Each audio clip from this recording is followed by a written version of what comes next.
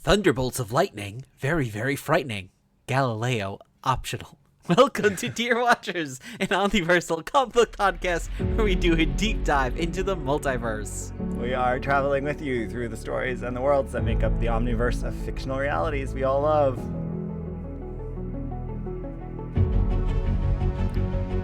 And your watchers on this journey are me, Guido, but when I take my mask off, I'm secretly the supervillain Rob. And it's like thunder, it's like lightning. It's not very, very frightening. It's me, Rob, not Guido. No, you're supposed to be me, I'll be you. I guess that's true. But then I'm the hero? I guess you're the only villain here. I guess that's true. What could we be possibly talking about on this episode, Guido? It's a mystery. But before we begin our little trip through the multiverse, what's new in our little section of the Omniverse? Nothing's new, but a warning on... We're going to get right into today's episode. It will have spoilers, but not until our second segment. So we will be very cautious. We hope everyone will continue listening, regardless if you've seen the new movie Thunderbolts. Asterisk. But we will not spoil the movie until we get into our second segment, and we'll give plenty of warning. We will spoil a 28-year-old comic. So if you are concerned about that, then you should stop listening, and you should probably... I don't know, do some reading. It's been 28 years. You've had the chance to read We've this spoiled book. newer and older comics than that on this podcast, though. And speaking of segments, if you're joining us for the first time, we have 3 parts of our journey through the multiverse today. Origins of the story, exploring multiversity, and pondering possibility. So thanks for coming along. And remember, don't be a villain. Leave us a 5-star review on social media, and you can always find us at Dear Watchers. And with that, welcome to episode 159, and let's check out what's happening in the Omniverse with our travels to today's alternate universe. And if you can hear me over those big claps of thunder and lightning, today we are answering the question, what if the Thunderbolts actually became a team called Redacted? Yes, we are pulling off the masks and revealing all, and we have never discussed these great folks. So I actually don't have any backstory to refer our listeners to. The alternate Earth, however, that we're addressing today is the MCU, which is a little unusual. Normally, we save the MCU Earth for our third segment, Pondering Possibilities, but today we are treating it as the alternate Earth. It's sometimes known as Earth 199999, and then it got renumbered as the 616, though controversially, because people think that's the comic universe. It can't be the on-screen universe. So we're just going to call it the MCU. Why was it called 199999? That was the number that they gave it in some of like those official designations. It didn't start in 1999, like obviously. Well, that's also more 9s than there are in 1999. Yes, that is. Yes. Is it? Oh my gosh, I didn't realize. Okay. So it's not that. It does have that look though, but I have no idea. I guess they just put it as like sort of the end of the line Earth. I don't know why they had done that in some of their early cataloging. But then, of course, we know controversially Kamala Khan numbers it 616.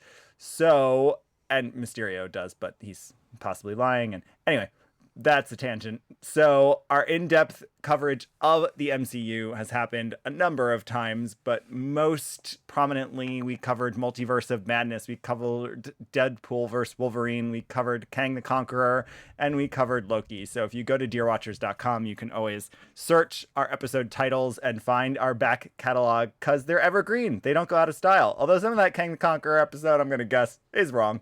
But we can't predict the future. Well, we've never discussed this team on the podcast before, as you said, Guido. In fact, we've not even discussed many of the individual members of this team. No. But what is your background with the Thunderbolts? So this is peak going every week to the comic store of my childhood for me. I mean, I'm 16 at this point. So I was reading a lot of Marvel books. And on top of that, the Thunderbolts came about in the wake of Onslaught.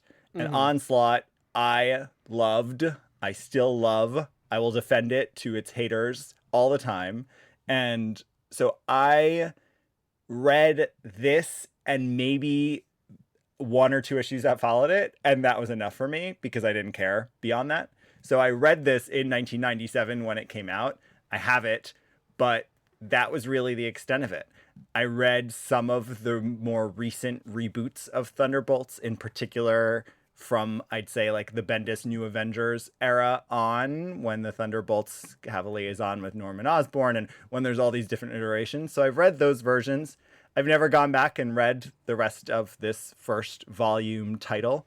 So I am familiar, and we'll talk about how big a fan I am or not later. So that's my history with it, reading it in 97 and then on again, off again. What about you? Yeah, this is an unusual one for us, I think. Yeah, because I definitely remember picking these up in the comic book store, the local comic book store, when at the time they came out. I was gonna say I thought I got them from Jambalaya in Allendale, New Jersey, but now I'm looking at the year, and maybe that wouldn't work out. So maybe my memory is playing tricks on me. Memory is very flawed.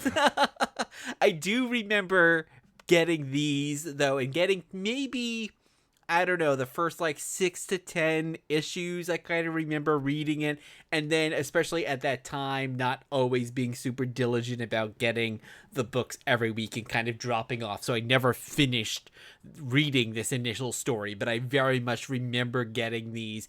And I guess we're not going to quite reveal yet, but I was a big fan of a lot of the characters who are the Thunderbolts in the original run, so that made me almost so much more excited to actually read it. But yeah, I feel like I should go back and finish it one day because it's just dangled there in my memory somewhere. Well, it lives on in our 3 omnibus editions that we have of this first volume. Well, so speaking of memories, why don't we go back to our origins of the story?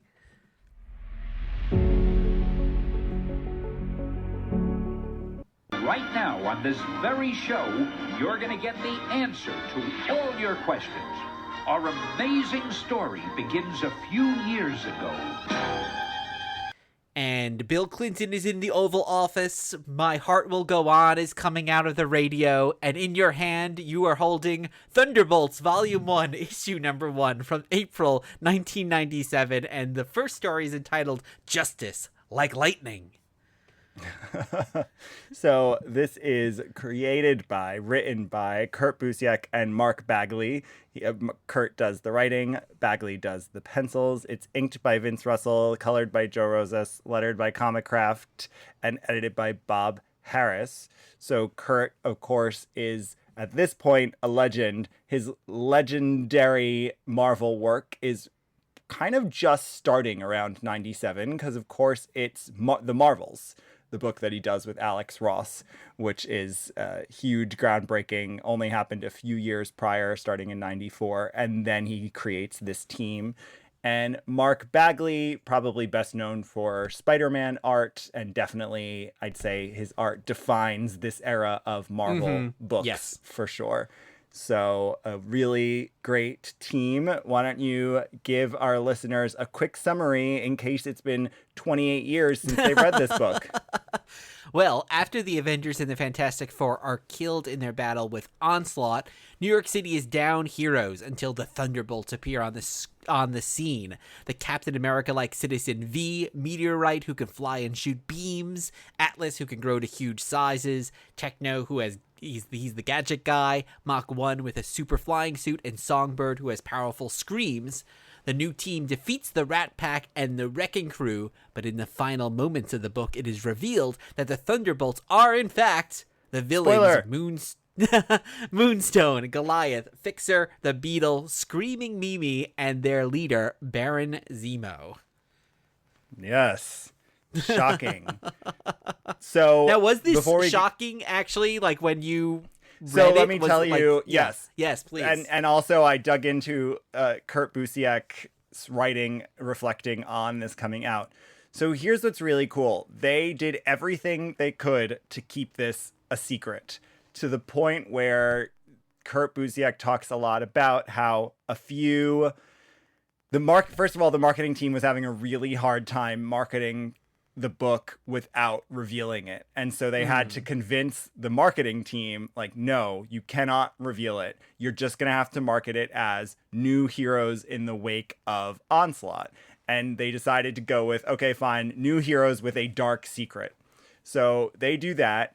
Meanwhile, there's a few leaks happening. Of course, this is like proto internet days, so it doesn't get widespread. And Kurt Busiek talks about how they actually bribed a few journalists in the comics world.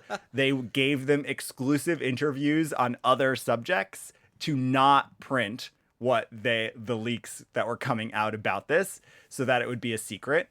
And then, in fact, most of our listeners who are fans probably know they debut in they debut in The Incredible Hulk before their #1, and the Incredible Hulk editorial team actually mistakenly wrote in the solicit for the Hulk issue the superheroes that are secretly super villains. But Peter David, who was writing Hulk, knew the secret and knew that Kurt Busiek was trying to keep it a secret and caught it and got them to take it out. Oh, wow. So it was kept a pretty good secret. And I do remember being shocked. Now, do you remember anything with the spoiler? Because then I have one more thing to say about that. No, I can't remember when I read it if I knew that they were the villains already, because I did like villains. I especially liked Baron Zemo, so I can't remember if I actually knew that going in or if it was a reveal to me at the time. So it was definitely a reveal to me. Here's the thing. I didn't care. I didn't know these characters like you're obsessed with villains. So even though my knowledge of the Marvel universe is far more extensive, I just didn't care about any of these characters. Well, and so that is why, like, it's a very cool reveal. It, even to this day, rereading this issue for this, it's such a well-constructed issue. Busiek does a great job of getting you to like these characters. They have their own little soap opera dynamics going on. They save the Statue of Liberty. Like, it's all there as if it was going to be a new team, and then it's not. And that's a shocking reveal, but I just didn't care because I didn't know who any of them were except Baron Zemo. Yeah, I'd say that is probably hindering it a little bit even now, like in hindsight, because Baron Zemo, I'd maybe put the Beetle up there. I don't know, the Beetle might be like the next most famous, but if you didn't know the Squadron Supreme, I don't know if you'll know Moonstone, and then a lot of these Screaming Mimi I don't know at all, and the Fixer seems kind of generic. Goliath, I mean, I know there's just a bunch of people that can grow big, but does not really stand out. So I do think, yes, it's not like it's Dr. Octopus and the Green Goblin, it's like all revealed that it's all these big A-lister villains,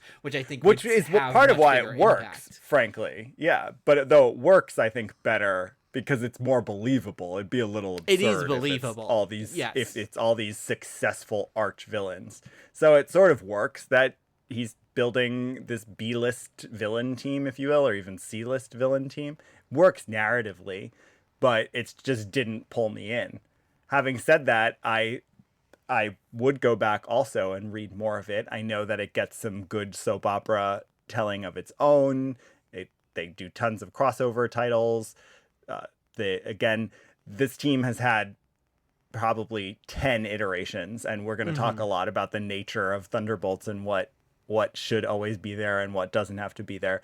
But anyway, rereading it was really fun, and I enjoyed it. And like you, I always think, I bought the omnibuses with the intention of reading the series, but never did. So like you, I would go back and read it. Does take you right back to that time, right? Like it just is so iconic of that era. So I think that is very enjoyable. It's a very wordy issue too, I thought, especially when you compare it to a much more recent issue that we're going to talk about a little later on in the show. Well, Busiek is wordy, but I think he's well paced. I don't think it plods on. This is a double-size issue, so that's probably part of why it felt denser to you also. So that and the Citizen V character, especially, who's actually Baron Zemo, has a very distinct way of speaking. It has this kind of gravitas, pseudo, not which he Shakespearean, should. but that kind of heightened way of speaking. It probably was layered in as a clue, even, because that is sort of, it's the thing you always want from a megalomaniacal villain, is like you want them to be like almost Shakespearean in this absurd way. And that's one of the reasons why I think I liked Baron Zemo as a character, because you don't really ever see, for the most part, you don't see his face. I think they played it up a lot more in terms of his personality in that way, with kind of, he is the ultimate kind of I just want to take over the world style villain. Like, he's not a Dr. Octopus kind of character where maybe there's a little bit more nuance to him. He's strictly about revenge for his father and let me take over the world. And his character is an interesting one, which neither of us are experts on, but it is based on, he refers to actually Citizen V being a World War II hero, and that is true. Citizen V was a comic book hero from the 1940s. So it's a cool thing that Busiek is doing there, where there's plenty of examples we know from the Human Torch and Vision to countless others, less known ones, where Marvel took Golden Age characters and reinvented them. So it's a fun addition that this is sort of a reboot of Citizen V, if you will. Obviously it's not in the end, but it's a fun use of that, I'd say. Yeah. I was reminded a lot reading this of a lighter weight Squadron Supreme. And I think the Squadron Supreme comics is up there with Watchmen. Like, I think it's that good. It should be. So this does not approach that, but there's this is 12 years later. So yeah, but there's a similarity there, I think. I think there's inspiration, and I think Busiek would probably say that for sure. I think soap opera even the elements use of that are starting Moonstone to come here. Yeah. I mean, Moonstone pre-exists Squadron Supreme, where the character that's this Moonstone debuts elsewhere prior to that. But yeah, I think there's definitely influence in terms of just the question it's asking here in particular, what would happen? And I like, in some of the other interviews I was reading with Busiek, he talks about how the idea came up when they were at the writers' retreat at the summit and they were going through Onslaught, and they knew that all the core Marvel Universe heroes would disappear at the end of Onslaught. He proposed, well, what if we got a new team? Because everyone else who will exist in the universe, who's not the Fantastic Four, not the Avengers, not Iron Man, not Hulk, not Thor, is sort of a darker sort of street level. It's the Daredevils who are going to be left behind. And so he was like, okay, what if we design a whole new team, flashy, bright colors, spandex outfits, like a classic superhero team, but secretly they're supervillains who are trying to fill that void. And then what he was most interested in, which I think is probably why this series has the staying power it did, he said he was most interested in the question of what would happen when they start being loved and admired for their heroic acts. Would it call their nefarious villainness into question inside their own being? And I think that's why it's so reminiscent of Squadron Supreme, because like Gruenwald is doing in that, Busiek is asking these bigger questions. He's slightly deconstructing superheroes with this, which is what Squadron's doing, which is what Watchmen's doing. He's doing it in a very different way and in a very much more comic booky superhero-y way, but he is asking questions about, like, what is the nature of a hero? Why do we love them?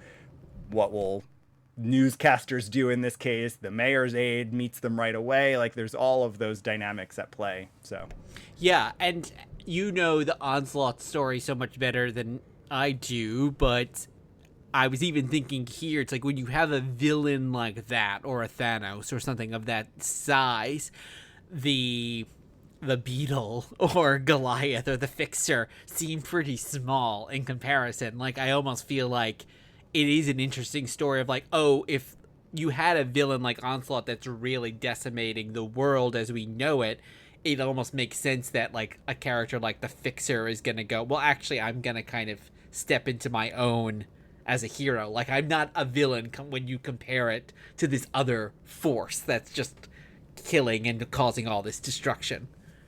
Yeah, similarly too, what I thought you were going to say, and I think these two things could be happening in tandem. They're also rebranding themselves as a bigger deal than they were originally. Like we were saying, these are a lot of C-list characters. They now have all sort of upgraded their designs a little so that they come off as a bigger deal than they were. So not only does it shift how they're situated as a villain, but I think it just shifts in terms of their power or how big a deal they are, so it's working on all these different levels, which is probably, again, why this series that surprisingly lasted to 150 plus issues did. And another interesting thing that they do here, which you only get touched on, is they talk a lot about the fact that the Avengers were working on a federal level. And in fact, the mayor of New York wants the Thunderbolts to be the official New York superhero team. And that's actually kind of an interesting concept there, because yes, we have these superheroes that work for the federal government or work for S.H.I.E.L.D. or they're just on their own like a Spider-Man. But it's interesting that, what about if a city like New York had their own superhero team? What would that be? And working for not like a federal level, but kind of a smaller municipality. I mean, it's New York City, so it's pretty big. But that's kind of an interesting idea that we only get a little bit here in the first issue, and I'm curious how that would continue to develop as the story goes on. Yeah. Agreed. Well, maybe one day one or both of us will read it and find out. Until then, let's all go to the movies with Exploring Multiversity.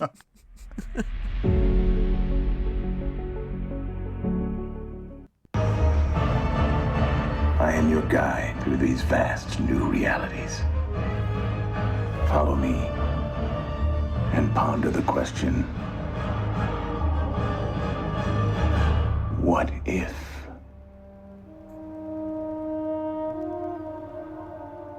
So it's time for our spoiler warning before we dig into our what if. And as I mentioned, the Thunderbolts have been reinvented and rebooted a number of times, but they have a shockingly small number of alternate universe versions of them. And so normally what we do in this segment, as our listeners know, is look at an alternate version of the team. There aren't too many compelling ones for the Thunderbolts. So we decided to look at a movie that is hot off the presses, or whatever the equivalent of a press is on screen. hot on the screens. So spoiler warning, we are going to spoil through to the very end of Thunderbolts in just a moment. So if you care about a spoiler, then you should come back and listen to this after you've seen the movie. And if you don't care about the spoiler, stick around. Here we go. So this is Thunderbolts Asterix from Marvel Studios and released just like now in May 2025. And Yes, we're asking the question, what if the Thunderbolts actually became a team called Redacted? And it's directed by Jake Schreier, written by Eric Pearson and Joanna Callow, and produced by Kevin Feige. Oh, I've heard that name before. And again, this is Earth MCU that we're looking at. So I guess let's start with some general impressions, and then we'll get into the question and the big spoiler at the end that everyone was sort of waiting for in terms of what the asterisk is. But let's just start with an overall impression of the story. Well, you and I disagree a little bit on this one. Only slightly. I'd Only say it's slightly. just shades of gray between us. I think well, I'll just speak for myself. I enjoyed it. I would say it's kind of a middle of the road Marvel movie, but after some movies like the Marvels and the New World Order, I would definitely rank it far Brave New ahead. World. Brave New World. New World Order. New World Order. That's the wrestling. New World Order That's the wrestling. End of the yes. But yeah, I would definitely rank it far ahead of those movies. I thought it had good humor, good action for me, and where it lacked for me was kind of the character development. I think it felt a little reliant on like, oh, you've seen these characters before, you know a little bit about their backstory, but a lot of it felt in that regard repetitive, where I kind of wish a lot more of the development, the arcs had been on the screen rather than just told to us. But overall, enjoyed it. What did you think? Yeah, I think it's great fun, and I think there's a lot of holes and questions and mess that I chalk up to the transitions over the last 5 years that we know they've been going through as a storytelling business behemoth.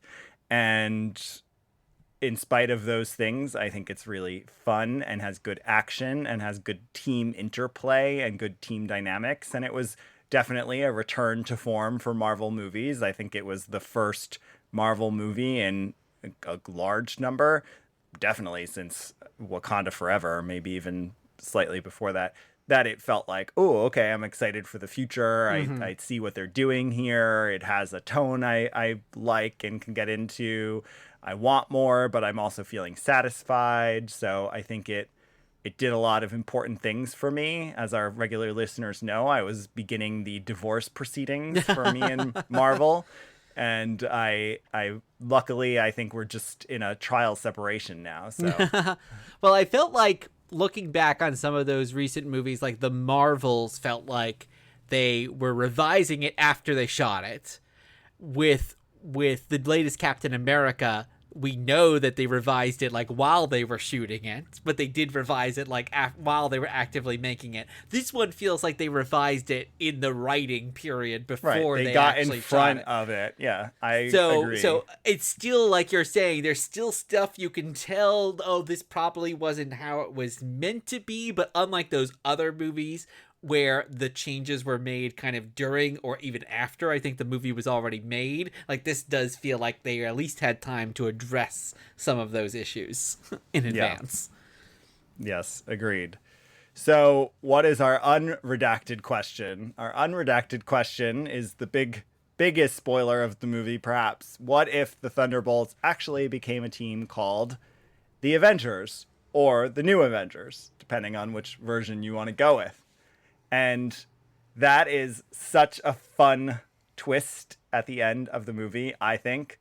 The asterisk was definitely bothering me for much of the movie. I was like, what did the asterisk mean? Did it just mean that this is kind of more of a Century movie than a Thunderbolts movie? And then I love that Valentina introduces them as the Avengers, and then they become known as the New Avengers, which is, because they're just great. A little angsty and darker and they came out in the 90s, they should have been the New Avengers NU, like Korn. like you're just having New World Order on the mind. Yeah. So no, that's like the edgy, new metal. It's kind of back in vogue now too, so it would have worked. So I think what's interesting in terms of the alternate universe here is obviously going into this movie, there was a question in mine, and I'm sure everyone else's mind, like, okay, are they going to secretly be villains, right? That would be the Thunderbolts. That would be staying true to the literal interpretation, or the literal sequence of events, I should say, in the 1997 comic, is that they are secretly villains. That's obviously much harder to do on a film than it is in a comic. It's also not been true of a lot of the rebooted versions of the Thunderbolts. They're not every version of the team that gets created is just a secret identity swap. And So I think this is an interesting retelling of what makes the Thunderbolts in that they are not what you think. And in this case, you have that operating on a few levels because in the end, Valentina's telling the world they're the Avengers, but they didn't intend to be the Avengers. They didn't even necessarily want to be that. They're a little bit darker in that they've all probably killed people at different times in their careers. They're a little closer to an anti-hero than an actual hero. But it doesn't have the, like, it's actually Baron Zemo. Of course, that would be so fun if, what's his name? Daniel Bruhl, yeah. Yeah, if Daniel Bruhl, like, showed up and was actually Sebastian Stan was like an image inducer that Daniel Bruhl was using or something. So I was kept waiting for him, actually. Like, that was one of the things I thought, because I knowing not their later iterations, but really knowing that 90s version and associating the team mostly with him, because as you said, like, otherwise it's kind of third tier folks. So I was like, oh, is he gonna make an appearance? Because he's such an iconic character with the Thunderbolts. But no, I think I wouldn't say any of these characters that are in the team in the movie I would classify as villains. Yes, they've done bad things, they've been anti-heroes, but someone like the Fixer or the Beetle, for example, were out and out like villains, robbing banks, doing all those kind of things, which you don't get from this team. Maybe they also wanted to differentiate a bit from the Suicide Squad. I don't know, like, where like that are also like out and out villains in that way. Yeah, they're being they're being forced to do what they're doing. So true. There's not a trick there. This one, I think the trick, if you will, is that, again, they didn't want to be the Avengers. That wasn't their plan. That wasn't why they were doing what they were doing. So it's almost Valentina. Valentina's almost the Baron Zemo of the movie version of the Thunderbolts. She's the one who's manipulating everyone. She's the one who's, like, putting on this facade. She's doing it in that moment to protect herself, because this whole thing went south because of her, obviously. And they agree to do it. And I love when Yelena says to her, like, we own you. Like, at that point, they're in and they like it. And they all, it's a little bit of what Kurt Busiek was saying. Like, what happens when you do start to get admired and appreciated just as a human being? Again, as you said, these aren't villains here, but you see that in this narrative a little bit. They're all reluctant heroes. At best, they're reluctant heroes. And now they're getting popular. They're having photographers take their pictures. The whole end credit sequence shows, like, all the newspaper coverage and magazine coverage. And so that aspect of it is the same as the 1997 comic book run. Like, what happens when these characters are doing things that the public adore them for?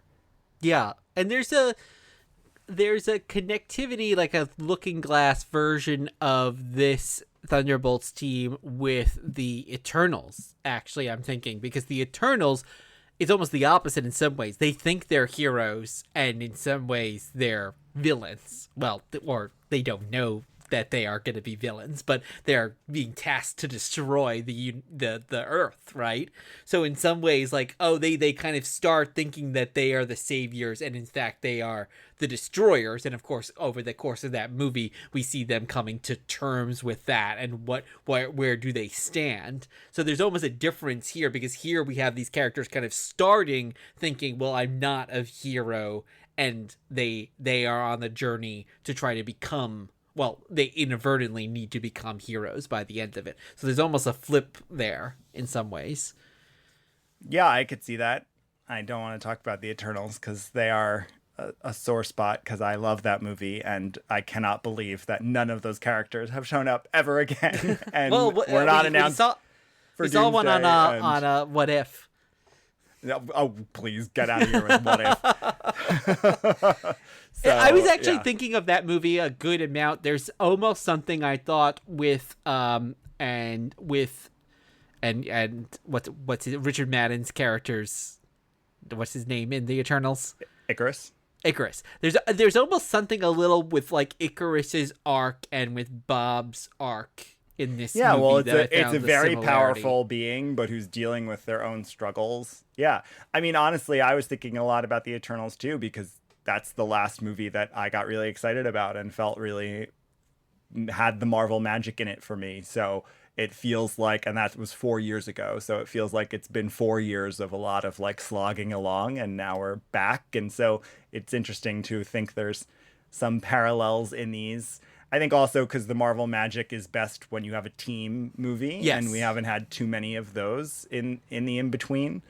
So I think that is probably why there's echoes of it also. In fact, you and I had both said that this movie, the Thunderbolts, and now we think that there might be like a 2-hour mandate with some of these Marvel movies, and that there might have actually benefited from this movie being longer, which I think actually since you have this team element, like you could have sat with some of these characters, especially a character like Ghost, who doesn't really get as much to do in the movie. I think that would have actually benefited. And the more we were talking about it, I was thinking, oh, actually, this movie might have been even stronger as a TV show, because a lot of the Marvel TV shows feel like they are dragged on. But what like Agatha all along did really well is like, oh, let's focus each episode on a member of this cast. And I could have seen like a Thunderbolts TV show doing that as well. So I actually think it would have even been better as a television show, while most of the TV shows would have been much better as a movie, or maybe not made at all. For sure. So an interesting alteration to the question to get at what the nature of the Thunderbolts actually are. And I think in our final segment, we'll dig in even more to what is a Thunderbolt story. Yeah, so let's wrap up with some pondering possibilities.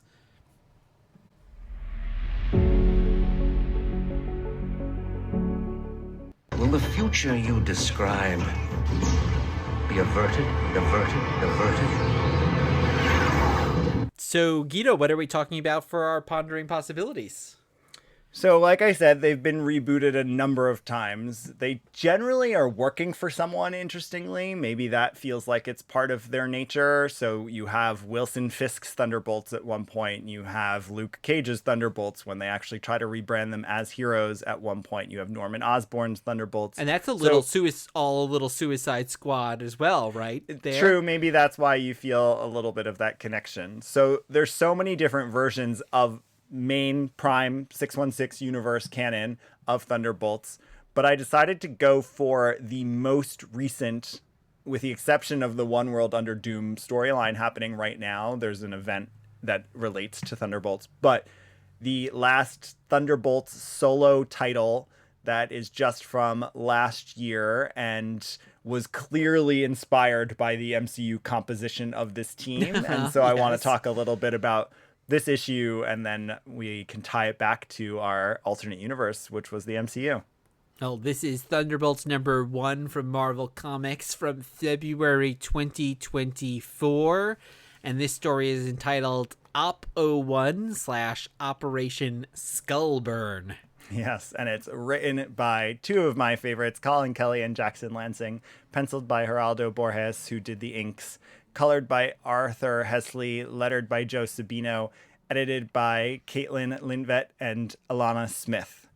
And so this is considered the Thunderbolts Revolution team, if you will, and it follows the big Captain America storyline in which there's this whole secret society called the Revolution, and Bucky and Steve take them down. And so this has Bucky going to Valentina and wanting to finally destroy the Red Skull, and in the wake of this other secret society being taken down, and wants to do that as Thunderbolts, if you will, and recruits Valentina, and they end up recruiting Sharon Carter, Destroyer, and Red Guardian shows up, and I think that's everyone in this issue, right? But then next issue, we get Yelena, White Widow, Black Widow. So we get a few of the other MCU characters showing up in this, which is a mini series. So this is only four issues. So what did you think? I was just going to say before we get into that, like obviously you're not in the room when it happens, but does Marvel, they know they're making the movie, so do they then say like, oh, Colin and Jackson, like you need to like make this team that kind of reflects the movie? Ever since, so it was about 3 years ago maybe now that Kevin Feige took over creative control of both publishing and the studio so that there'd be, for a vomit-inducing word, more synergy between them. And so I don't know how it happens, how the sausage gets made in terms of direction, but I mean, this one wouldn't have been hard because they've been teasing at this point that Kelly and Lansing are writing this. There's probably even like a teaser poster out with some of the characters, so it wouldn't have been like a huge surprise or spoiler for them to say to Kelly and Lansing like, here's a roster we want you to figure out how to use. So yeah, I don't know how exactly it happens, but it definitely happens. It happens all the time with books over the last 2 years, where you have the same characters that you're seeing on screen come out in books around the same time that you're seeing them in the movies. So yeah, what did you think of this issue? I thought it's having fine. Not read what's leading into it. Yeah, anything, it's hard. But... It's hard because I'm coming at this ad in a vacuum. But I mean, I thought it was perfectly fine. I think the biggest issue with me is just determining like, oh, what makes, kind of go back to really our central question of this episode, which is like, what makes the Thunderbolts the Thunderbolts? Like, is this enough of an anti-hero team to be that? Like, you kind of go from like villains in our first issue to kind of these anti-heroes in the film to here. Like, I don't know if they all kind of qualify for that. So they're just like rogue warriors, if you will. They are very much like Suicide Squad, although not even as bad as Suicide Squad. They're because you can't say, Sharon Carter was never a villain. Yeah. So Bucky and Valentina, fine. And you could say Black Widow too, has been a villain. Red Guardian, I guess, is probably right on the line also. But yeah, I guess the difference here is that you have Bucky willing to kill the Red Skull, which is something that he kills the bodies inhabiting there. Sharon curses a lot, which I love. So although it's kind of awkward because they blank it out, and it's like watching a network television show where someone's cursing and they're beeping it. It's like, it's almost worse because it's like it draws attention to it. It draws attention to it. Yes, it makes it. I kind of wasn't in love with that, actually. Yeah, well, I think the biggest takeaway. So I agree. It's continuing this process, which again has been done in comics for the last 10, 15 years too, of broadening what the Thunderbolts are and not having them just be a team with a secret, if you will. But I think one of the things that struck me reading this was, where the hell is Sharon Carter? In the movies, yes. I mean, because it almost makes me wonder if there was an early draft of the script that had her in it because of the way they're featuring her so prominently in this. And now she's featured in the Captain America run leading into this, so it makes a lot of sense. It's not like they shoehorn her in. She takes on the Destroyer mantle in that run. So it makes sense in the comics why she's here, but it would also make sense in the movies. Yeah, and she was such a big character in the Falcon and Winter Soldier. She has a secret, and we still don't know what the hell her secret is. I don't know if we're ever gonna know what it is, and it's just a shame. The what was it called? What was her? The power broker, right? The power broker. Yeah. But yes, it totally would have made sense. I mean, I think we said the same thing with the Captain America Brave New World as well, right? It's like, either one of those she really should have been in. But reading this makes me think, she could have fit in with Thunderbolts. Like, that could have been a secret, or, like there could have been some secret with that, or I don't know, she's pretending to be someone else, or who knows what's happening. Like, you could have made it work, and I get it. I don't know if it ever was in a draft script, and maybe it would have pulled them away. But reading this issue really especially since Yelena joins this team. Like, this team is the movie team, No Century, plus Sharon Carter. So it's like, why? Yeah. What are you doing? I don't get it, and that's a shame. But would you read more of this miniseries?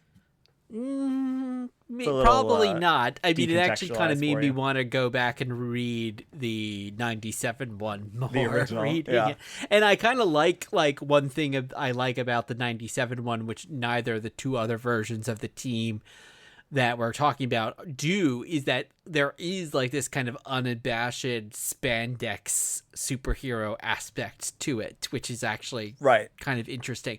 And versus being becoming a fan of, like, more of an espionage yes, title. and I love the JSA. I love the Squadron Supreme. Like, I love those kind of unabashed where they're just like, we're gonna have capes and bright colors and all of those things. So I kind of like that they embrace that here. And yeah, this feels like a little bit more like, oh yes, we're gonna do the quote-unquote Mission dark Impossible. Yeah. Sharon's gonna curse. Yeah, everyone's wearing leather and has guns. Exactly. Yeah. Yeah, but it's fun. I mean, I love Kelly and Lansing a lot as writers, and I do like this ensemble of characters. It's short, it's 4 issues, and it's meant sort of to be an epilogue to the larger Captain America run. And it's interesting going back to the movie too before we wrap up. It's like, it's interesting because it felt a little bit like watching the movie. Oh, these are characters that were in other movies, but we don't really know what to do with, but we're Marvel, so we never want to stop using characters. Like, we want to still use them. So it's very interesting to think that, oh, now, with the kind of announcement that they are the Avengers or the new Avengers, that we will see a lot more of these characters. Like, I could have almost seen it like be like, okay, like, this is a way to sunset a character like Ghost or John Walker. Like, we introduced them, they didn't like really catch fire the way we thought. We're gonna kind of get rid of them now with like this other movie, but instead, like, we're actually gonna see more of them in some way. So I'll be really curious to see, like, what is that? Like, they're not getting their own movie. We're not going to probably see a new Avengers movie. So, like, how will they play a part in some of the upcoming MCU movies in that way? Yeah, agreed. And how will the Eternals play a part is also the important question. Well, we never got, Black Knight at the end of the Eternals. That we're never going to see. But I don't care about him. I care about the Eternals. So, yeah. If the Thunderbolts was to be rebooted in comics, do you think they have to be villains? Do you think they have to have a secret? Like, what do they need in a totally fresh 5 years from now? There's a new comic run, but everyone, or 3 years from now, the 30th anniversary of Thunderbolts, someone wants to do a new series that like feels like the original. Do they have to have a secret? Do they have to be villains? What is the Thunderbolts? I'd love to do like a more go back to the pure villains idea of it, and maybe get some either newer characters that have been introduced in the meantime, or maybe some bigger name characters. Like, maybe let's look at some of like the Spider-Man Rogues Gallery, all of which are more memorable, I think, than some of the characters they chose for the original Thunderbolts, except for Zemo. So I would like to see an out-and-out villain team again, but maybe with some either fresh blood or some bigger names. I agree. I think I'd like that to be built into the nature of the Thunderbolts. I think what has to happen, and I am sure there are storytellers that could do this, what I think you need is a different reason that they exist. You can't just copy the 97 deal, but I'm sure that, again, a good storyteller can come up with a compelling reason why these villains have come together and formed a fake superhero team. I think if you do that, it's the classic Thunderbolts. Yeah, totally. So, from our mouths to Kevin's ears. He's going to be a little busy with a $1 billion movie for the next couple years. Two of them, potentially, for the next 2 years. Well, in the meantime, that is a wrap, dear watchers. Thank you for listening. I have been Guido, but secretly Rob, pretending to be the hero Guido. And I have been Rob, but secretly Guido. No, actually Rob. The reading list is in the show notes. Follow us on Blue Sky, Instagram, Threads at Dear Watchers. And leave us a 5-star review wherever you listen. We'll be back soon with another trip through the multiverse. In the meantime, keep pondering the possibilities.